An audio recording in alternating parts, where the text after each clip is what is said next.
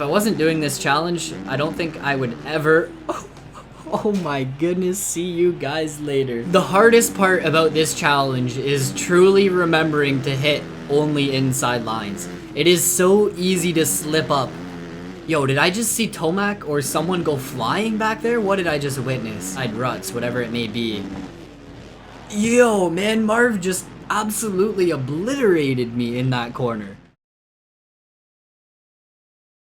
Alright guys, we are back within Supercross 3 and it is time to bring a fun challenge into the mix. Can I ride only using the inside lines? Avoid those outside lines completely while still hitting some decent laps. I think the inside lines do kind of limit your flow, they limit your rhythm. In some sections you do need to rail around the outside of the corner in order to get that rhythm dialed. So we're probably going to be stuck hitting some slow lines here today, but I am up for the challenge and up to test it out. I actually asked you guys on Discord what tracks I should check out here for this video. The man Blue Flag Ty came through with that quick response, starting things off with Arlington, Anaheim 1, San Diego, East Rutherford, Las Vegas are all going to be fun tracks to check out here in this challenge. Blue Flag Ty actually has his own Twitch channel if you guys do want to go find him on Twitch. So shout out to him for hooking it up with the track ideas. And this challenge actually comes from the man Marcus. So a very community inspired challenge, very community inspired video for today.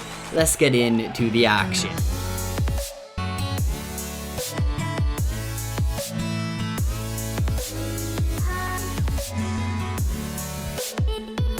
So here we go guys, it is gate drop time for the first track we are checking out here in the inside line only challenge. I'm getting off to a good start and I want to hit the jets on the AI here in Arlington. I do think Arlington is going to be a super fun track for this challenge, mainly because I am very accustomed to hitting the outside lines here in Arlington. Like this corner here, I would never ever think to flat track around that inside and avoid the outside berm. So I do think that Arlington is a pretty outside dominant track. Like even this corner, jumping into that outside berm is probably key. This section here, I do think that the outside line is definitely faster than hitting this inside line, but we're gonna try to make all of these lines work. I'm cheating already, man, going to that outside line. Inside before the finish line, up across the finish line here, closing out lap number 1. Man, this is gonna be tricky. I think it is definitely doable and it's gonna be easy to beat the AI, or at least easier than I expected, but all of the fast lines here in Arlington are definitely outside lines, so going to the inside, trying to dive to this inside and still make it work, it is tricky, it is tough. A fun challenge though. If you guys do enjoy at any point in time, make sure to smash that thumbs up button for me. If you guys have any of your own challenge ideas, make sure to let me know in the comments section below, and of course if you haven't clicked that subscribe button guys, do it. Click that subscribe button, join the Goon Army. All the support. Getting sketchy through here, hitting this section like a whoop section, man. Now I want to see what it's like if I'm actually in the mix with these guys hitting the inside lines. Oh, look at that. Tomac hits this inside. I'm kind of surprised by that, honestly. I would have thought all the AI would just go to the outside through that section. Inside line through here. Oh, Freeze is pushing me to that outside. He wanted to go on the inside of me, but then blew the inside line, pushed me right to that outside. All the AI going to the outside through here. That is one thing to note. I think the outside line in this rhythm is definitely favored, even by the AI. And man, inside lines before whoops, that is not ideal. Like, we lose a ton of speed and we do not have a drive to get us through that whoop section with some speed. It actually almost feels more balanced only hitting the inside lines. I feel like it kind of brings me down to the AI's speed and it kind of limits how quick I can actually go. I can't really gain a ton of time on the AI, and it really comes down to just being smooth and consistent and charging into those inside lines. Through here, I wonder what Baggett does. Like, this section is super funky, and if I wasn't doing this challenge, I don't think I would ever... Oh my goodness, see you guys later. Gate drop time here on track number 2 that we're checking out. We are here at San Diego. I do think that the toughest part about this challenge is trying to change your mindset away from the outside lines. Like, I'm just so used to going to the outside lines and railing the berms, hitting the outside lines in every single race I race. It makes it completely different when you are actually trying to hit the inside lines. Avoid the outside lines completely and just dive to the inside. Like, it just doesn't feel right. It doesn't feel normal. It's not efficient by any means, like locking up the brakes and coming to the inside lines in every single corner, but it seems to be working. I just made my way through the field like really quick. Last place start and I'm already up, battling with Vince Freeze for second place. So inside lines might be key here on San Diego. I do think that San Diego is a little bit of a more balanced track. I do like going to that outside line so that you can triple up onto that table. So that is one section where I will lose a little bit of time, but the rest of the track actually seems pretty doable from inside lines only. We can hit this triple jump, land the triple and just lock up the brakes right away and bounce off of those tough blocks like it was just meant to happen. This is where we kind of struggle though, because man, these big old whoops, big old rollers definitely require a little bit of speed to get through, and especially if you want to get through them clean. But that inside line after the finish line is kind of the main line. Then inside line through here is kind of my main line, and inside line all the way around that sweeper. So pretty much this whole section I'm hitting the lines I would normally hit. This is where the flow definitely starts to get, I mean, a little thrown off and yeah, slow through that section, but I'm battling with Tomac for that lead right now. Jump to this inside. There we go, man. This is what I like to see. I definitely thought San Diego was gonna be more challenging, but I feel like Arlington so far has been the hardest track that I have checked out. I cheated again, man. And that's what I mean, it is just so hard to get your brain accustomed to hitting only inside lines, especially, I mean, we are a year deep into Supercross 3 right now. How many times have I played San Diego? So yeah, I don't think the hardest part about this challenge is actually just hitting the inside lines. It is truly a mental battle as well, as I railed this outside corner last lap. At least I'm aware of where I've messed up and that I have cheated a few times, because yeah, I don't know, man, this challenge is tough. Track number 3 that we're checking out here is East Rutherford. I'm gonna get off to a good start, unlike San Diego, and see if this track is actually balanced. I feel like East Rutherford is gonna be a lot more difficult than San Diego. Like, San Diego actually seemed to be a pretty decent track for only hitting inside lines. Arlington was definitely tricky, and I feel like East Rutherford here is going to be pretty comparable to Arlington, especially in sections like this before the finish line. Kind of don't need a ton of speed for the finish line. I don't know, man, maybe it's gonna work. Hug this inside. If we go to the outside, we can actually double across the start straight there.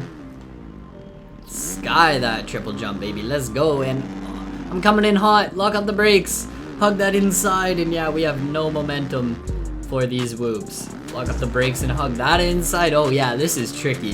This is definitely a tricky track when only hitting inside lines. Lock up the brakes early for this corner. Can I get the double out and then triple up onto this table and hop off just like that? Lock up the brakes here. Oh man, finding that flow in East Rutherford. Triple to here, and then we're just gonna double into the corner like that. The double flow, baby. Let's go. Maybe East Rutherford is actually the easiest track yet. Like, I am actually in a little bit of a flow right now and enjoying it. Like, it feels like it's working. Dive to this inside, up and over the Supercross triple.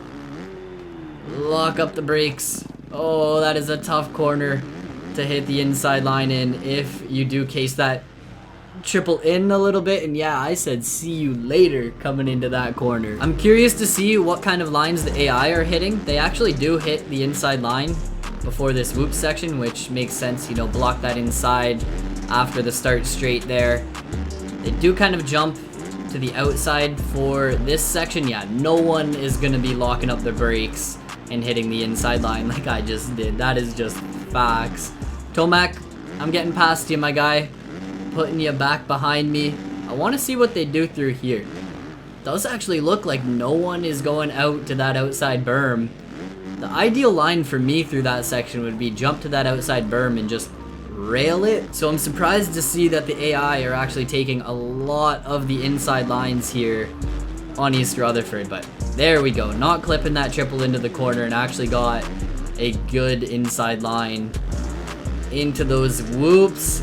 Same with through here. If I sweep wide, I can definitely get kind of a little bit of a better drive for this whoop section, but I need to go so slow to hit the inside line after every whoop section that it makes the end of a whoop section deadly. Whoops are something you kind of need speed through, so when I'm trying to slow down and lock up the brakes for the inside line right after the whoop section, it can go deadly quick. It really can. I think the rhythm sections, it is pretty easy. Oh, Tomac, man, let me hit that inside line. I think that the rhythm sections are kind of salvageable no matter what. If you hit the inside line, you can actually salvage a line through all the rhythms, but I think the whoops might be the most deadly section when doing a challenge like the inside line only challenge here in Supercross 3. So Las Vegas, this is where dreams are made. Is that what they say? What do they say about Las Vegas? I think it's New York is where dreams are made of, right? Las Vegas is just the place you go to blow all your money.